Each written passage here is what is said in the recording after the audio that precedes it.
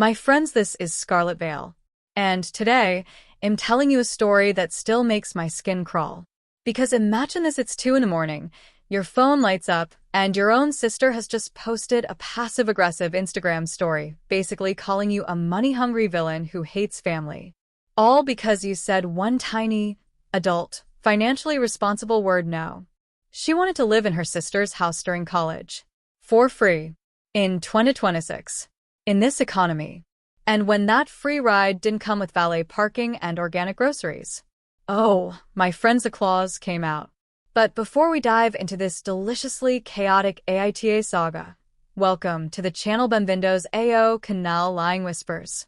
This is where we dissect internet drama like it's brunch gossip and nobody leaves unscathed. Pegue café ou a bebida de sua preferência e acompanhe essa história absurda comigo. Trust me, you're going to need caffeine for this one. If you love dramatic family feuds, financial boundaries, and a little gossip girl energy with a side of accountability, subscribe right now. Leave a like, drop a comment, and share this with that cousin who still owes you $50 from 2019. Stay until the end because the final twist? Chef's kiss. Emotional damage with a garnish of self-respect. So here's what went down. The internet post began like this. I refused to let my sister live in my house for free during college. AITA? Oh, honey. The narrator of the post, let's call her Elena, was 28 years old. Stable job. Decent salary. Modest townhouse she had bought after years of saving, budgeting, and saying no to things like spontaneous vacations and overpriced oat milk. Elena was not rich. She was disciplined. And in 2026, discipline is practically a superpower. Her younger sister, we'll call her Camila, had just been accepted into a university in the same city. Freshman year. Big dreams. Zero savings. Camila had options. Student housing. Shared apartments. Part-time work. But why do any of that when you have a sister with a spare room? The request came casually. Too casually. They were at their mother's house for Sunday dinner. Pasta. Garlic bread. Emotional manipulation simmering in tomato sauce. Camila smiled sweetly and said, "It just makes sense for me to stay with you. I mean, we're family." Oh, we're starting with that word already? Elena froze mid-bite. Now here's the key moment, the exact second the atmosphere shifted. Elena asked calmly, "Okay, and how much were you thinking of contributing?" Silence. Camila blinked. Contributing? And there it is, my friends. The entitlement reveal, like a villain removing their hood in slow motion. Camila explained, and I use that word loosely, that since Elena already owns the place, it wouldn't cost her anything extra. It was just one room. And besides, it would only be for 4 years. Only 4 years. In 2026 housing market conditions where utilities alone feel like a luxury subscription service. Elena did the math in her head. Electricity up by 20%. Water up. Groceries?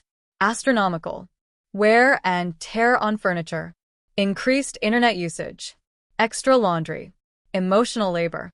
And most importantly, loss of privacy. But sure. Just one room. My friends, one room without boundaries becomes the entire house emotionally annexed. Elena said no. Not cruelly. Not dramatically. Just no. She explained she was willing to draft a rental agreement. Reduced rent. Clear expectations. Shared chores. Timeline. Structure. Adult things. Camila's face felt like she had just been told Santa wasn't real. You're charging your own sister? The tone. The horror. As if Elena had demanded payment in gold bars and firstborn children.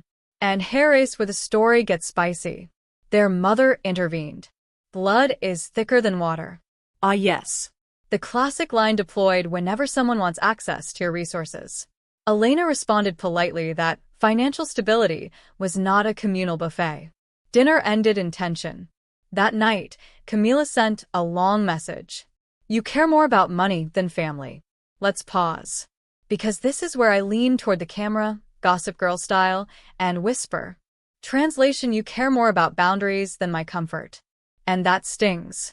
The AITA post explained that Elena had worked since she was 16, paid her own tuition, took loans, Lived with roommates who labeled their yogurt in the fridge like it was a legal contract. Camila? Different upbringing.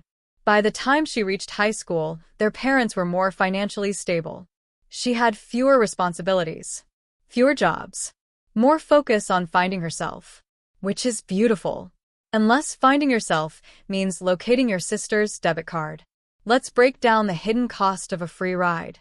Elena calculated everything. Utilities would increase approximately $300 per month. Groceries at least $400. Shared streaming, supplies, maintenance. Over 4 years, we are talking tens of thousands of dollars. And that does not include the mental health tax. Because imagine coming home after work and not having your own silence. Imagine tiptoeing around someone else's study schedule. Imagine boyfriend drama in your kitchen at midnight during finals week. Just one room. No, my friends, it's never just one room. It's shared refrigerator politics. It's bathroom scheduling warfare. It's can my friends come over? It's why are you being so strict? Elena offered compromise again. Reduced rent. $200 per month. That barely covered utilities. Camila refused. Said if she had to pay, she might as well live with strangers. And Harris, where Scarlett, yes, me almost applauded. Exactly. That was the point. Then came the social media posts. Oh, the dramatics. Camila tweeted about toxic family members who value capitalism over compassion. She posted a TikTok crying about unsupportive siblings. No names mentioned, but everyone knew. Extended family began texting Elena. Is it true? You're really charging her? She's just a kid. A kid? She was 18. Old enough to vote. Old enough to sign loans. Old enough to open a credit card. But apparently not old enough to pay $200 in rent. Elena started doubting herself. This is where the guilt creeps in like mold in a poorly ventilated bathroom. Was she being harsh? Was she selfish? Was she the villain? The comment section on the AITA post was divided. Some called her heartless. Others said she was protecting her future. And Harris, where I ask you directly, my friends, what would you do? Would you sacrifice 4 years of stability to avoid being called mean? Or would you risk the feud to protect your peace? Things escalated during a family meeting. Yes, a meeting. Because nothing screams healthy dynamics like a living room tribunal. Camila accused Elena of not supporting her dreams. Elena responded that supporting dreams does not equal financing lifestyles. Mic drop. Their mother cried. Their father stayed suspiciously quiet. Camila said she would remember this forever. Oh, she would. But not in the way she thought. Because here's the twist, and this is where the drama matures. Elena did not change the locks. She did not cave. She simply held the boundary. And Camila had to find an apartment with roommates. Guess what happened? She got a part-time job. She learned budgeting. She complained. Of course she did. But she survived.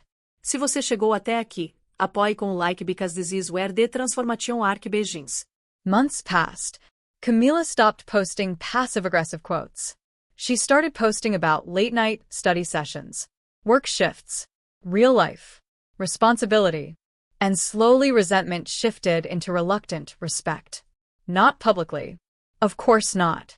But privately. Because when she paid her first rent bill with money she earned herself, something clicked. Elena, meanwhile, slept peacefully in her own home. No borrowed resentment. No financial strain. No silent anger building under forced generosity. Their relationship? Cooler. More distant. But honest. And sometimes distance is cheaper than forced closeness. The AITA update ended with this line. I chose stability over resentment. My friends, that is not heartless. That is self-preservation. Now, let's talk about the concept of financial vampires. Yes, we're going there. Checklist time. Do they assume access to your resources without discussion? Do they frame boundaries as betrayal? Do they weaponize guilt? Do they avoid responsibility but demand comfort? If you answered yes to more than one, congratulations. You may have a vampire in your inner circle. And the cure? Sunlight. Boundaries. And occasionally a firm no. Was Elena perfect? No. Was she cruel? Also no. She offered compromise, structure, fairness. Camila rejected it because it didn't match the fantasy. And fantasies are expensive, especially when someone else is footing the bill. Years later, their relationship stabilized. Not because Elena apologized, but because Camila grew up. And growth rarely happens inside a safety net someone else pays for. So tell me, my friends, was she the villain? Or was she the only adult in the room? Would you let family live rent-free in 2026? Where does loyalty end and self-sabotage begin? Because here at Lying Whispers, we don't just sip tea. We analyze the temperature. And sometimes the hottest drama isn't betrayal. It's boundaries. Oh, my friends, you thought that was the end? Please. This is family drama. It never ends. It just evolves. Because just when things seemed stable, life decided to sprinkle a little extra chaos on top. And by sprinkle, I mean dump the entire spice rack. 6 months into Camila's freshman year, reality hit harder than midterms. Rent was due. Her part-time job at a trendy cafe, the kind where they spell your name wrong on purpose for aesthetic, cut her hours. Her roommates? One was chronically late with payments. The other had a boyfriend who basically moved in without contributing a single cent. Oh, the irony. The same girl who thought just one rue. Karma has impeccable comedic timing. Elena received a text. Can we talk? My friends. Those 3 words are never casual. They met at a neutral location. A quiet coffee shop. Public enough to prevent yelling. Intimate enough for emotional landmines. Camila looked tired. Not dramatic tired. Real tired. Dark circles. Budget stressed. Slightly humbled. And hair race where the story gets layered. She didn't apologize. Not exactly. She said, I didn't realize how expensive everything is. Which, in sibling language, translates to, you were right, but am not ready to say that yet. Elena listened. Calm. Composed. Not smug. And let me just say that level of emotional restraint, elite behavior. Camila hinted at moving in again. But this time, ID pays something. Oh. Now we're negotiating? Elena asked. What changed? Camila hesitated. And this is where it gets juicy. She admitted her roommates resented her because she initially assumed her parents would help more. She had underestimated everything. Utilities, groceries, deposits, textbooks, life. Life is expensive, my friends, especially when you treat adulthood like an aesthetic instead of a responsibility. Elena pulled out something fascinating. A printed rental agreement. Yes, she had kept it. Structured. Clear. $200 monthly rent. Shared utilities. Quiet hours. Guest limits. Chore rotation. Duration 1 academic year. Renewable. Not a punishment. A plan. Camila read it. Silence stretched. And then pride stepped in. I don't want to feel like a tenant in my sister's house. Ah. There it is. She didn't want responsibility with proximity. She wanted comfort without accountability. And that, my friends, is the emotional thesis of this entire saga. Elena folded the paper calmly. That's the only version that exists. Boundary. Maintained. No yelling. No theatrics. Just clarity. Now Harris, where the internet AITA thread exploded during the update. Some commenters said Elena should have lowered the rent further. Others accused her of being transactional. But the most interesting comments were from older siblings. The ones who had said yes. The ones who let brothers, sisters, cousins move in temporarily. Temporary became years. Boundaries blurred. Resentment fermented. And suddenly family felt like a burden instead of a bond. Elena read those comments at midnight one night. And she didn't feel cruel. She felt validated. Let's talk numbers again because math doesn't lie even when emotions try to. Elena calculated that over 4 years, covering everything would have cost her roughly $30,000. $30,000. That's a car. That's emergency savings. That's down payment security. That's peace of mind. And peace of mind in 2026? Priceless. But here is the hidden layer nobody discusses loudly enough. It wasn't just about money. It was about identity. Elena had built her life brick by brick. Every paycheck, every sacrifice. If she allowed someone to treat that foundation casually, what message would that send? To Camila, to herself, to anyone watching. Sometimes saying yes to others is saying no to your future. And Elena refused to self-sabotage. Now let me ask you something directly, my friends. Why do we romanticize struggle only when someone else is footing the bill? Why is support always defined as financial sacrifice and not emotional guidance? Because Elena did offer support. She helped Camila build a budget spreadsheet. She explained credit scores. She even reviewed her lease agreement for hidden clauses. That's real support. But it doesn't look glamorous on social media. And speaking of social media, oh, it wasn't over. Camila posted less. But her friends still whispered. There were subtle comments at family gatherings. Little jokes. Oh, here comes the landlord. Cute. Adorable. Passive-aggressive. Elena laughed it off. But inside, it stung. Not because she doubted herself, but because being misunderstood by family hits differently. It's like being cast as the villain in a movie where you funded the production. Fast forward to the end of freshman year. Plot twist. Camila made Dean's List. Yes. Miss Entitlement thrived. Working part-time forced her to structure her time. Paying rent made her disciplined. Budgeting reduced impulsive spending. Responsibility sharpened her. And here is the delicious irony. She became more confident, more independent, less reactive. One evening, months later, she texted Elena. I think you did me a favor. Pause. Read that again. Growth. Uncomfortable growth. But growth. They didn't hug it out dramatically. This isn't a rom-com. But something shifted. Respect replaced resentment. Distance turned into understanding. And here's the philosophical provocation, my friends. When does familial loyalty become a recipe for your own ruin? Is love proven through sacrifice? Or through preparing someone for reality? Elena chose the second. And yes, it cost her temporary closeness.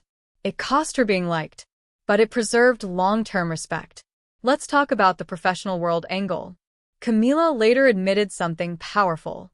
When she started applying for internships, interviewers asked about challenges she overcame. She talked about balancing work and study, about financial responsibility, about independence. That story impressed them. Imagine if she had answered, "Oh, my sister covered everything." Cute. But not compelling. Adversity builds narrative capital. And narrative capital builds opportunity. Scarlett's opinion? Elena didn't just protect her bank account. She protected her sister's future resume. Now let's go deeper. Because there's always a deeper layer. Elena's biggest fear wasn't money. It was resentment. Resentment is silent. It grows in polite smiles. It hides in passive sighs. It explodes over tiny arguments about dishes. She knew if she said yes reluctantly, she would eventually explode. And that explosion would damage the relationship far worse than a firm no ever could. So she chose honesty up front, instead of bitterness later. That, my friends, is emotional maturity. Not cruelty, not capitalism, not selfishness. Maturity. And here comes the final twist you didn't see coming. 2 years later, Camila moved cities for an internship. Guess who helped her negotiate her salary? Elena. Guess who reviewed the contract? Elena. Guess who cheered the loudest when she signed it? Elena. And guess what Camila did with her first real paycheck? She took Elena to dinner. Paid. No commentary. No guilt. Just gratitude. Full circle. So was she the villain? Or was she the catalyst? Because sometimes the most loving thing you can say is no. And sometimes the loudest backlash means you hit a boundary someone wasn't ready to face. Now I need you to be honest with me, my friends. If your sibling asked to live with you rent-free today, would you say yes? Would you draft a contract? Would you risk being called heartless? Where is your line? Because boundaries are only controversial to those who benefit from crossing them. Let that sink in. This wasn't a story about money. It was about adulthood, about identity, About the terrifying moment when you realize love does not require self-sacrifice to the point of instability. Elena chose stability over resentment. And in doing so, she accidentally chose long-term respect over short-term approval. That's not heartless. That's strategic compassion. So tell me, Ida? Or was she just the only one brave enough to enforce reality? Comment below, my friends. Preciso saber o que vocês fariam nessa situação. Like, subscribe, share this with that sibling who still thinks Wi-Fi pays itself, and I'll see you in the next whisper.